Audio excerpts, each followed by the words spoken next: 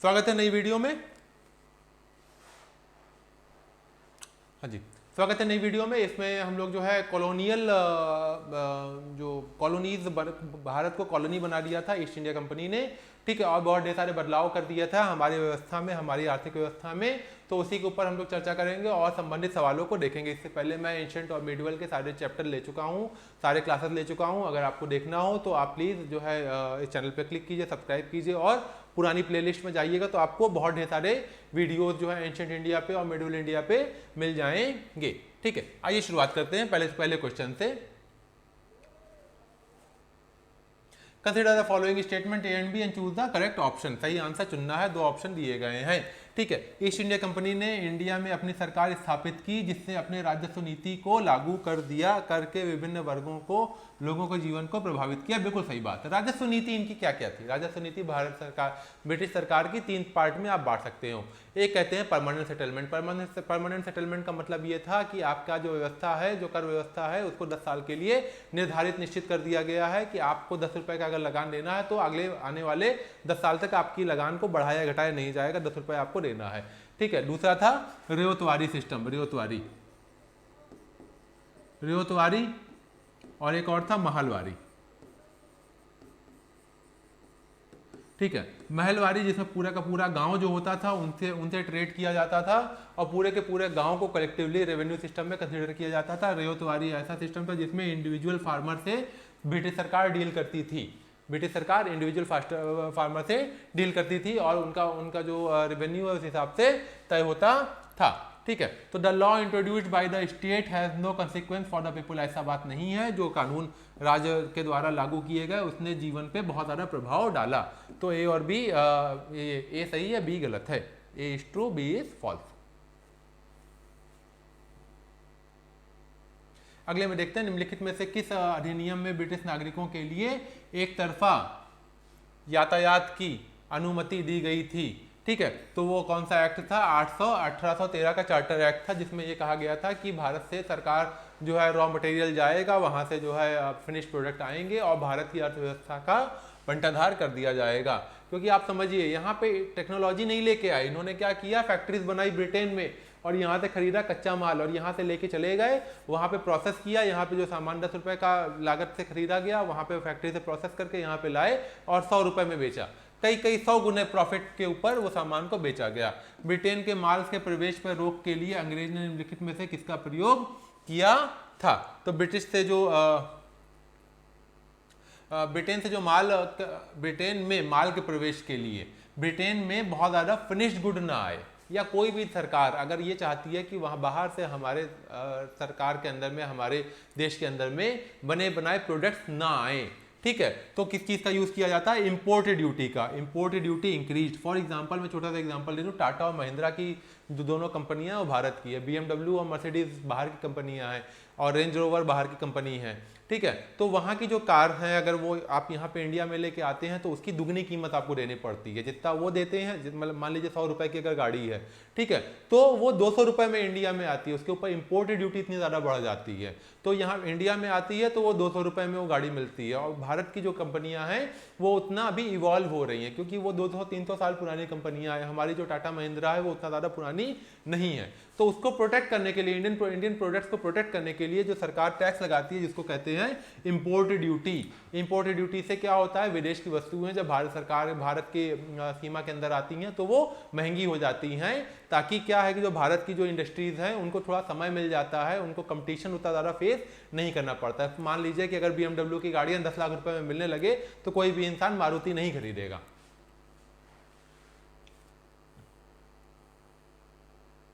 अगले सवाल पर चलते हैं। उच्चतम बोली लगाने वाले क्षेत्र से राजस्व एकत्र करने के लिए निम्नलिखित में से कौन सी प्रणाली शुरू की गई थी? ठीक है,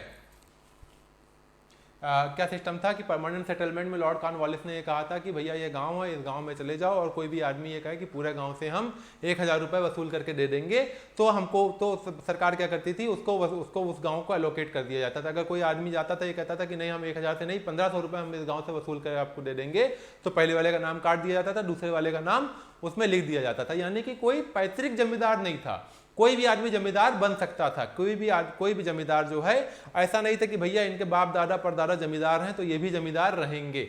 इस तरीके की व्यवस्था खत्म कर दी गई थी। इस व्यवस्था को जो कहते थे उसका नाम था परमानेंट सेटलमेंट। जमींदारी व्यवस्था नहीं थी, महलवारी मैंने आपको बता दिया है। जैसे भारत है तो इस एरिया में महलवारी था, इस एरिया में रैयतवारी था, और इस एरिया में परमानेंट सेटलमेंट ज़्यादातर चलता था। ठीक है, अगले सवाल को देखते हैं। Tribal people were least affected during the British rule. Tribal लोग बहुत कम अफेक्ट हुए ब्रिटिश रूल से, नहीं ऐसी बात नहीं है, ट्राइबल लोग बहुत ज़्यादा अफेक्टेड हुए और बहुत ढेर सारे रिवॉल्ट भी उन्होंने किया, जैसे कि बिरसा मुंडा रिवॉल्ट किया या संथाल अपराइजिंग हुआ, ठीक है, कोल अपराइजिंग हुआ। तो समय समय पे बहुत ढेर सारे रिवॉल्ट भी इन लोग ने किए हैं। ठीक है, तो ये बिल्कुल गलत है। The state has no role in determining who will grow rich and who will grow older. ये निर्धारित करने में राज्य की कोई भूमिका नहीं थी कि कौन अमीर होगा और कौन बूढ़ा होगा। नहीं, कुछ तो इसमें गलत है, स्टेटमेंट इसमें सही। अच्छा चलिए, सवाल इस तरीके का है, ठीक है, तो इसका कोई बात नहीं, इसका ये भी गलत ही लिखा हुआ है स्टेटमेंट, इसका भी कोई बहुत ज़्यादा मतलब नहीं है। स्टेट जो है, जो राज्य है, उसका इंटरफेरेंस आज के टाइम पे भी बहुत ज़्यादा है आपको, लेकिन क्या है कि पहले के ज़माने में अप्रत्यक्ष इन्वॉल्वमेंट था, आज के टाइम पे पहले के ज़माने में प्रत्यक्ष इन्वॉल्वमेंट था, आज के टाइम पे अप्रत्यक्ष इन्वॉल्वमेंट है। क्या है, सरकार जो है कंपनियों पे शिकंजा कसती है, किस पे, इंटरनेट कंपनियों पे, ठीक है, तो जो भी ट्रैफिक, जो भी डेटा है, जिसको भी आप फोन कर रहे हैं, वो सब कुछ सरकार के पास चला जा रहा है, ठीक है। वो कोशिश जिसको भी कहेगी उसका इन्फॉर्मेशन कंपनियां उठा के दे देगी, क्योंकि उनको कारोबार भारत में करना है, ठीक है। आपको तो नहीं पता चला कि आपके ऊपर नजर रखी गई है वहां से, लेकिन सच कहा जाए तो आप पे नजर रखी गई है। इवन सरकार चाहे तो गूगल की हिस्ट्री जो है आपकी ना, वो भी मांग सकती है कंपनीज को, और कंपनियां देती हैं, ठीक है। Consider the following statement. मैं तो ये कहूंगा कि आज के समय पे मेरे ख्याल से सरकार का इन्वॉल्वमेंट और ज़्यादा हो गया है आपके पर्सनल स्पेस में इन कंपेरिजन टू पहले, क्योंकि पहले क्या है, आपके दिमाग पे काबू करने का माध्यम नहीं था, लेकिन आज के टाइम पे सरकार के पास आपके दिमाग पे काबू करने का माध्यम है। वो कंट्रोल कर सकते हैं कि आपको किस तरीके के मैसेजेस आएँ, वो कंट्रोल कर सकते हैं किस तरीके के रील्स आप देखें, किस तरीके का एंटरटेनमेंट आप फॉलो करें, और जैसा आप एंटरटेनमेंट फॉलो करेंगे उसी तरीके की आपकी आइडियोलॉजी हो जाएगी। Consider the following statement, A and B, कौन सा सही है। East India company was the purely trading company. नहीं भैया, प्योरली ट्रेडिंग कंपनी नहीं थी।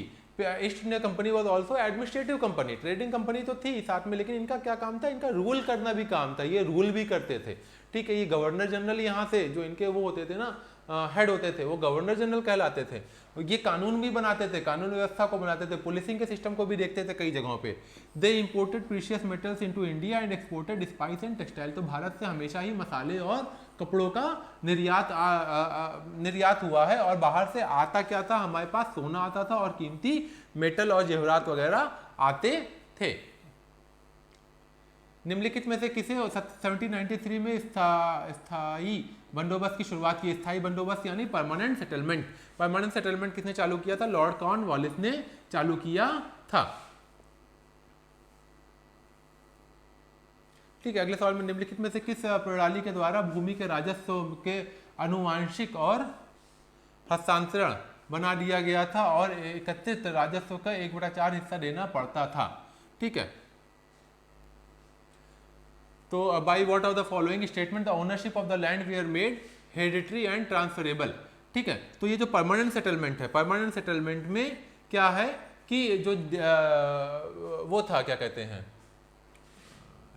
ट्रांसफरेबल बना दिया गया था। ओनरशिप है जमीन की, यानी कि जमींदार का बच्चा जमींदार नहीं होगा। जो भी इंसान आएगा और ये कहेगा अंग्रेज सरकार को कि हम ज़्यादा कमाई यहाँ इस ज़मीन से करके दे देंगे, तो ये चीज़ उसको उठा के दे दी जाती थी। ये इस तरीके के सिस्टम को ही चलाया जा रहा था। तो ये कौन सा सेटलमेंट था, परमानेंट सेटलमेंट में इस चीज़ को किया जाता था, ठीक है। भूमि की बिक्री योग्य संपत्ति बनाने के लिए निम्नलिखित में से कौन सी प्रणाली शुरू की गई थी। तो भूमि की बिक्री किसके अंडर होती थी, परमानेंट सेटलमेंट के अंडर में हो जाती थी, ठीक।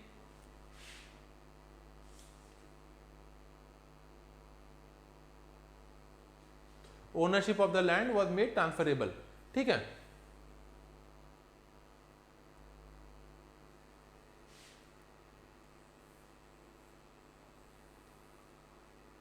भारत में किस भाग में नील की खेती प्रचुर मात्रा में होती थी? नील की खेती बहुत ज़्यादा जो है बंगाल और बिहार में होती थी।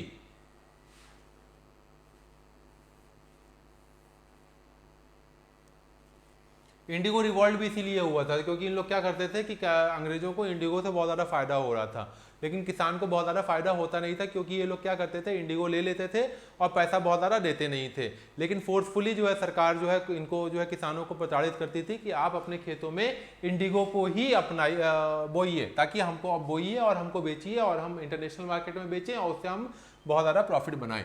British government banned the use of printed cotton textile in England, बिल्कुल सही बात है।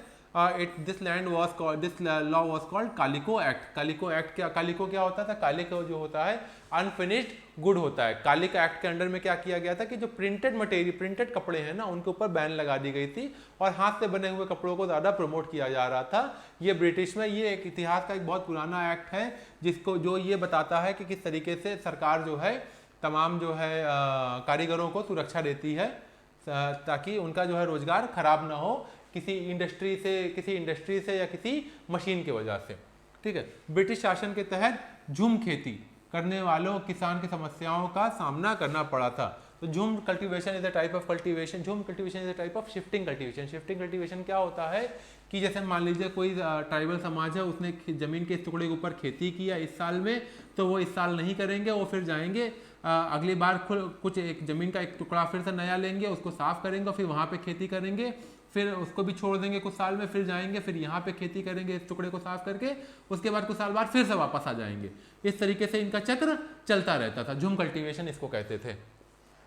ठीक है, तो ब्रिटिश सरकार के तहत झूम कल्टीवेशन करने वालों को किन समस्याओं का सामना करना पड़ा था? ब्रिटिश के दौरान जो है शोषण का सामना करना पड़ा था, एक्सप्लॉयटेशन का सामना करना पड़ा था, decline in the agriculture production, decline का मामला नहीं था, अनएम्प्लॉयमेंट का भी सामना करना पड़ा था, मूवमेंट ऑफ रिस्ट्रिक्टेड, उनके मूवमेंट को भी रिस्ट्रिक्ट कर दिया गया था।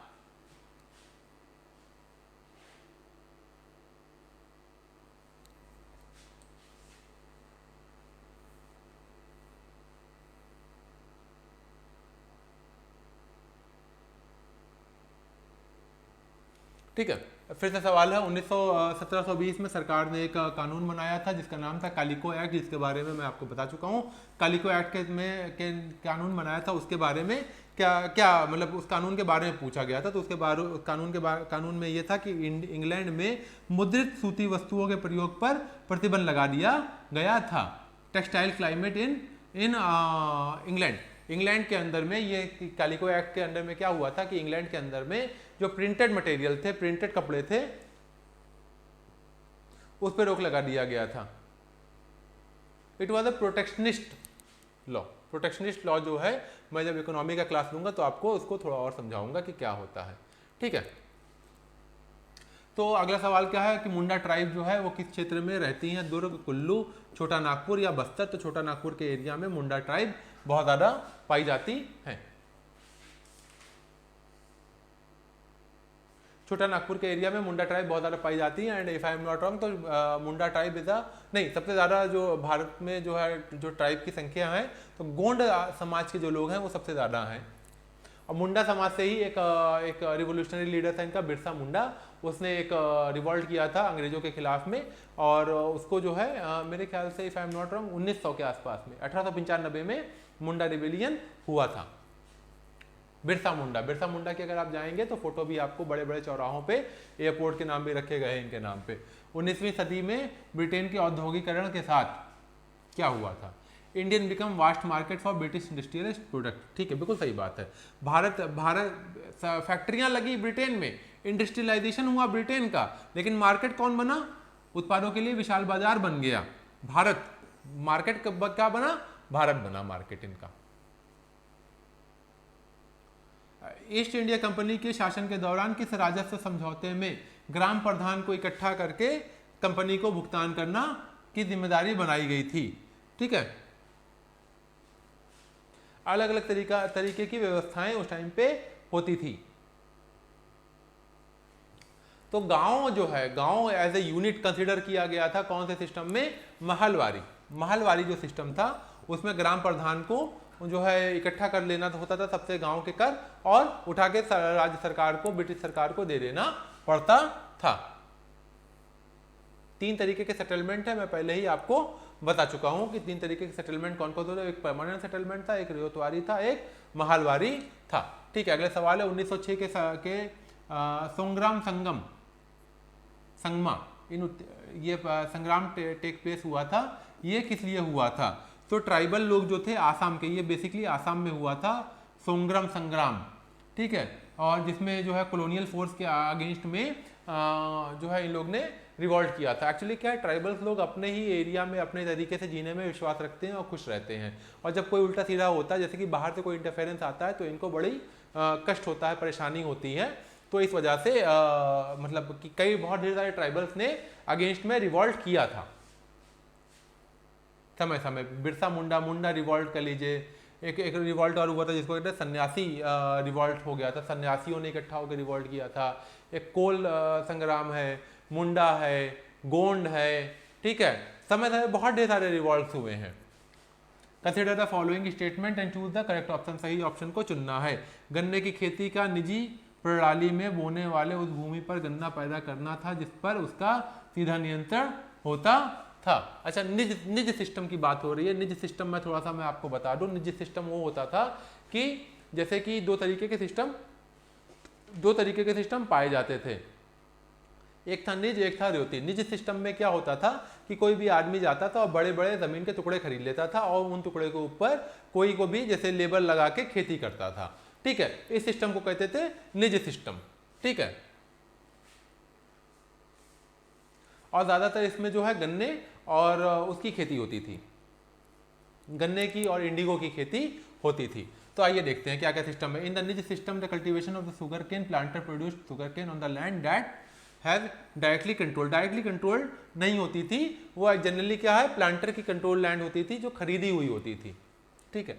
इन द निज system planter either bought the land और रेंटेड इट, या तो खरीदता था या रेंट लेता था, ये बिल्कुल सही बात है।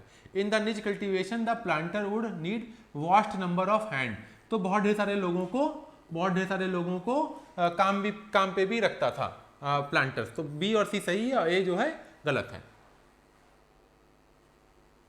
निज सिस्टम में क्या होता था, आपको याद रखना, निज सिस्टम में ये होता था कि कोई भी आदमी बहुत कॉन्ट्रैक्ट फार्मिंग अगर आप कहिए तो कॉन्ट्रैक्ट फार्मिंग जो होता था वो निज सिस्टम के अंडर में होता था कि यहाँ पे लोग आते थे और बहुत बड़े बड़े लैंड को खरीदते थे या उसको रेंट के ऊपर ले लेते थे और उसके ऊपर खेती करवाते थे। ये सिस्टम को क्या कहते थे, निज सिस्टम कहते थे, NIJ, निज सिस्टम। ईस्ट इंडिया कंपनी के दौरान नील की खेती की निज प्रणाली कि किसान के लिए अपने समस्याएं थी, उनके निम्नलिखित में से किस समस्या का सामना करना पड़ा, वह निज प्रणाली का परिणाम थी, ठीक है। तो कौन सी ऐसी समस्या थी कि 1/4 of their land were forced into indigo cultivation, ये एक समस्या थी, बिल्कुल सही बात है, ठीक है। दोस्त living around the Indigo factory phase eviction from the land, ये कौन सी है, बिल्कुल ये भी सही बात है। The contract got them cash advance but डेप्ट केप्ट इंक्रीजिंग, ये बिल्कुल सही बात है। The village headman were forcing them to sign the contract, ये भी बिल्कुल सही बात है। चारों चीजें, चारों लाइन सही है, लेकिन जो कंसिक्वेंस ऑफ द निज सिस्टम, नतीजे की बात हो रही, तो नतीजे की अगर बात की जाए तो पहला ऑप्शन है वो बिल्कुल सही है कि उनको जो है जमीनों से छोड़ के जाना पड़ता था, अपनी जमीनें छोड़ के देनी पड़ती थी, क्योंकि बहुत बड़ी सी जमीन के ऊपर ही खेती होती थी, तभी आपको बेनिफिट ऑफ स्केल मिलता था।